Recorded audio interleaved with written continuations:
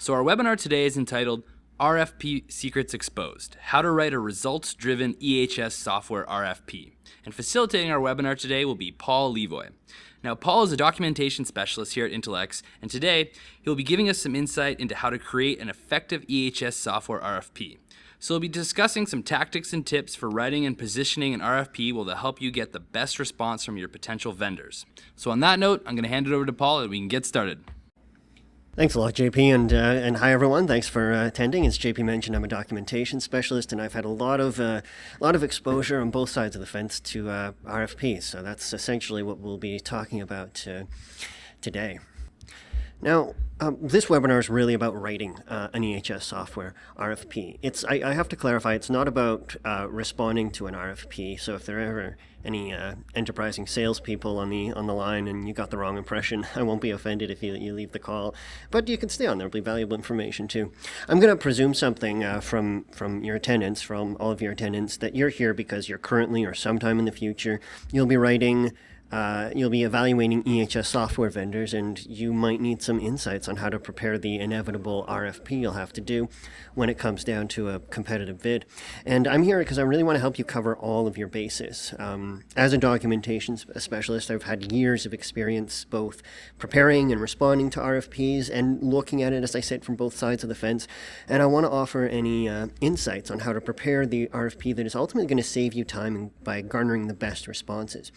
Because, we've all been there. We've all put out an RFP for different products. And sometimes, if you're not specific enough, if we don't cross all our T's and dot all our I's, every Tom, Dick, and Harry from companies that run the gamut respond to the offer. Or alternatively, we get responses from potentially credible vendors that aren't really suited to our needs. So there are some unspoken tips and secrets that I'd like to share with this. So the first thing we have to think about is, what is the purpose of the RFP? It's a really good thing to make absolutely clear right off the bat. Why is the document being created, and what does it hope to achieve? This is the starting point that'll kind of guide you and the potential vendor as well through the whole process. And if presented and answered effectively, it might make the whole process a whole lot easier and more effective. So looking at the pain, the priorities, and the needs, and then separating that from the nice-to-haves. For example, in your introduction, you might lead on explaining the purpose of the document, as I said, and exactly what you're looking for, even if it's in high-level terms. Like, is it just an incidents program that you're looking for? Maybe an isolated incident management application? Or is it a complete integrated EHS software system? You really want to lay that out right off the bat. I just want to dive into pain a bit because, an astute salesperson, this will be the first thing they try and hone in on. What is the pain that the prospect is experiencing?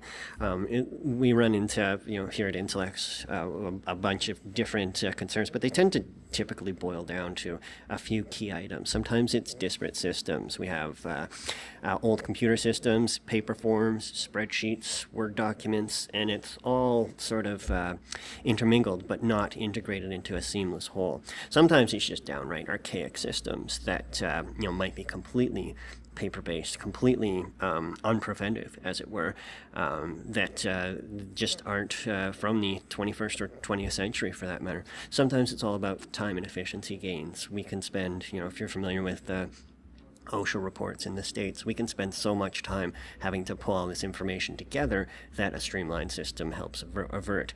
Alternatively, maybe you're a growing company, maybe you span the globe and you need a centralized database within which everything sort of speaks to one another.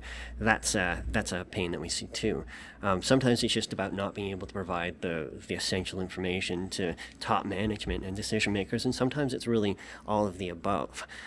Sometimes it's even more than that, and maybe you think you have your own kind of pain that you're experiencing. That's something that's good to communicate and sort of weave throughout the document, so the salesperson really knows what they're responding to and what your unique situation is. I think structure's very important in the document. I like to lead on general information as a section in and of itself. We're talking about your RFP itself.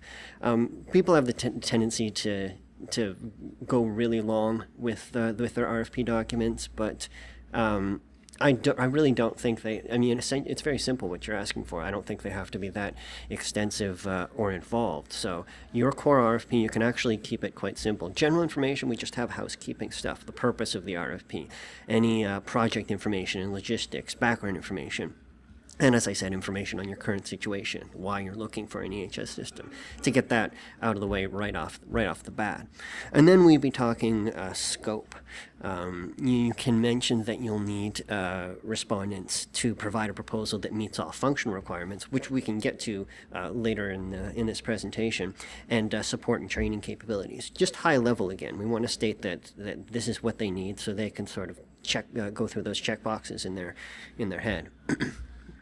And then we want to talk, as a third section itself, the approach to EHS vendor selection, just with some housekeeping, but also some more important items like an overview of dates and milestones, a table with responsibilities, a demo when a demo will actually occur if the respondent is shortlisted, and then sort of an overview of your selection process in-house.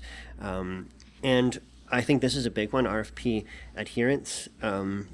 That's essentially stating, did they stick to all the requirements in your RFP? It doesn't hurt to remind the respondent that they can be omitted from consideration if they violate any of the requirements of the RFP. You don't have to go quite that far in the end, but it makes sure that they respect the RFP and they do pay attention to how you want them to respond. It's an acknowledgement essentially that they take you and your time seriously, and that they've really made the effort to provide a targeted, relevant document for your reading.